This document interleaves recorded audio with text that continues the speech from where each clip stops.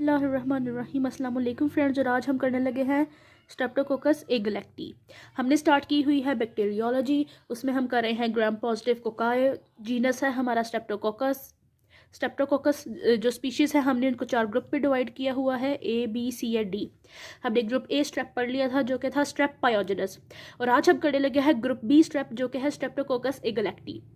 नाम से ही पता चल रहा है गलेक्टी, गलेक्टिक बैकड्रॉप है हमारी जो आज की सीनरी का। और ये जो सीनरी है उसका नाम है ए गलेक्टिक बेबी।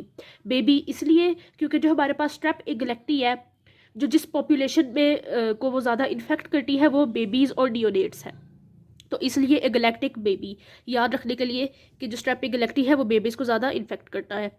अब हमारे पास जो ये बैकड्रॉप है, जो ज़मीन है वो पर्पल कलर की हुई है, शो कर रहा है, जो कि ये ग्राम पॉजिटिव है। और हमारे पास बेबी है, उसका यहाँ पे साइड किक उसका टॉय है हिप्पो टॉय, और हिप्पो से हिप्यूरेट। ये जो स्ट्रेप एगलेक्टी है वो हिप्यूरेट पॉजिटिव है, इसके पास हिप्यूरेट एंजाइम है। जो हमारे पास हिप्पोफ्रेड है उसने स्पेस हेलमेट पहना हुआ है, और ये शो कर रहा है कि ये जो स्ट्रेप एगलेक्टी है वो इनकैप्सुलेटेड बैक्टीरिया है। नेक्स्ट हम आ जाते हैं इस बेसेट हाउड में। बेसेट हाउड को हमने स्ट्रेप पायोजेनस की वीडियो में भी देखा था, और वहाँ पे वो एंजाइम्स को खा रहा था, उस बैक्टीरिया को खा रहा था।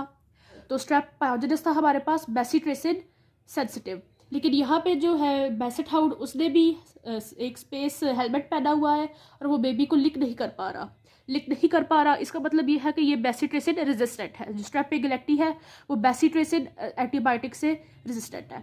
अब हम बात करते हैं लैब टेस्ट की। तो जो स्ट्रेप एगलेक्टी है वो हमें कैंप टेस्ट पॉजिटिव देता है। ये कैंप है, साइक्लिक AMP नहीं है, इसको कंफ्यूज नहीं करना। कैंप टेस्ट बेसिकली क्या है कि एक ही पेट्री डिश में ब्लड एगर में जब हम स्ट्रेप एगलेक्टी और स्टेफाइलोकोकस ऑरियस को एक साथ ग्रो करवाते हैं तो क्या होता है कि हमारे पास जो स्ट्रेप एगलेक्टी है उसके पास है एक पॉलीपेप्टाइड जिसका नाम कैंप फैक्टर है, और जो स्टेफ ऑरियस है उसके पास है हमारे पास स्फिंगोमाइलिनेज। ये दोनों मिलकर एक ग्रेटर और एक्सटेंसिव जोन ऑफ हिमोलिसिस देते हैं जो कि एरोहेड शेप का है।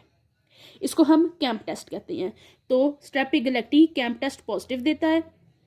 यहाँ पे उसके लिए यहाँ पे ये कैंप्स बनाए हुए हैं, कैंप टेस्ट पॉजिटिव है। और यहाँ पे देखें जो टेंट को जो सपोर्ट कर रहा है, रॉड जो सपोर्ट कर रहा है, ये गोल्डन है, ये गोल्डन रॉड है। तो ये हमें एसोसिएशन दे रहा है golden staff of staff Moses से। तो स्टैफ ऑरियस के साथ जब हम इसको ग्रो कराते हैं तो ये एक्सटेंसिव जोन ऑफ हेमोलिसिस देता है जो कि एरोहेड शेप का है। यहाँ पे जो हमारे पास स्पेसशिप है, ये यूँ अज्यूम कर लें कि ये एक पेट्री डिश है। पेट्री डिश में जो हमारे पास जोन ऑफ हेमोलिसिस है वो एरोहेड शेप का है।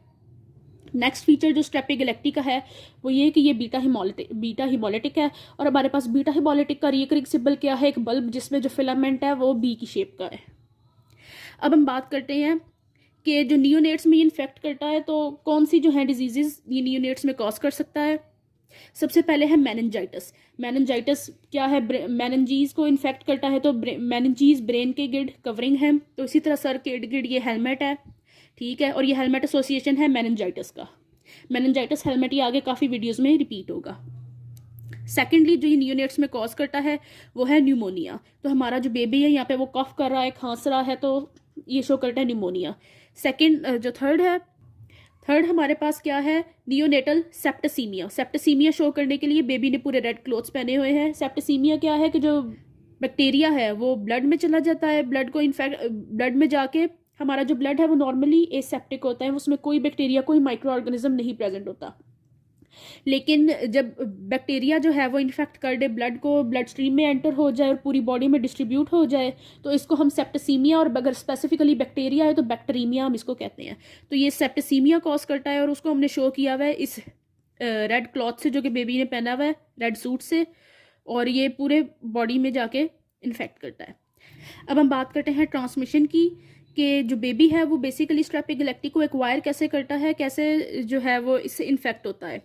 तो ये इन्फेक्ट होता है at the time of delivery, at placenta में या फिर वेजाइना में at the time of delivery. अगर जो प्रेग्नेंट मदर है वो इससे इन्फेक्ट हुई हो तो प्रेग्नेंट मदर को तो स्ट्रेप एगलेक्टी कुछ नहीं कहेगा, लेकिन eight the time of delivery वो बेबी को इन्फेक्ट कर देगा और फिर बेबी में जाके इन्फेक्शंस कॉज करेगा। तो यहाँ पे ये एक स्पेसशिप है जिसको आप समझ लें मदरशिप है। मदरशिप की टनल से, ये टनल को अज्यूम कर ले वेजाइनल कैनाल है, तो बेबी बाहर आ रहा है। तो eight the time of delivery, postpartum के टाइम पे ये इन्फेक्ट कर देता है बेबी को। नॉर्मली क्योंकि जो स्ट्रेप एगलेक्टी है वो प्रेग्नेंट वुमेन के वजाइना को कॉलोनाइज करता है, तो ये देखने के लिए कि जो हमारे पास प्रेग्नेंट वुमेन है वो इससे उसमें as a reservoir strep agalactiae present है कि नहीं, क्योंकि आगे चांसेस हैं कि फिर वो जाके जो नियोनेट है जो कि न्यू बॉर्न बेबी है उसको इन्फेक्ट करेगा। उसके लिए हम क्या करते हैं कि 35th week of gestation, pregnancy के 35th वीक में हम प्रेग्नेंट वुमेन के वजाइना और रेक्टम से हम स्वैब्स लेते हैं और उन स्वैब्स को कल्चर करते हैं ये देखने के लिए कि स्ट्रेप एगलेक्टी आया प्रेजेंट है कि नहीं है।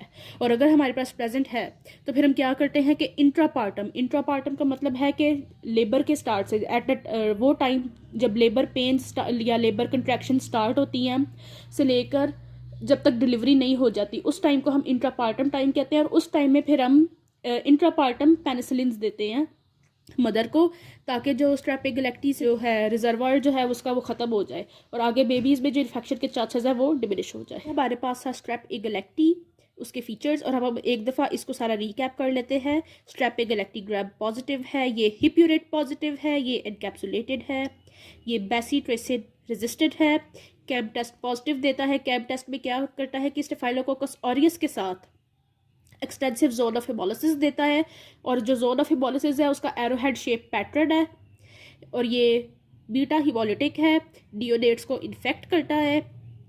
डियोनेट्स में ये क्या कॉज करता है? डियोनेटल मेनिंजाइटिस, डियोनेटल न्यूमोनिया, डियोनेटल सेप्सिस। और ये ट्रांसमिशन पैटर्न इसका क्या है कि ड्यूरिंग डिलीवरी ये बेबी को इन्फेक्ट करता है। ये वेजाइना में, नॉर्मल ह्यूमन वेजाइना में रिजर्वायर एज अ प्रेजेंट होता है। और प्रेग्नेंट वुमन में हम 35th वीक पे रेक्टल और वेजाइनल स्वैब्स लेकर टेस्ट करते हैं स्ट्रेप एगलेक्टी के लिए, और अगर स्ट्रेप एगलेक्टी प्रेजेंट है तो फिर हम इंट्रापार्टम पेनिसिलिन देते हैं। ये हमारे पास स्ट्रेप एगलेक्टी था। अगर आपको समझ आई हो तो दुआओं में याद रखिएगा। Thank you.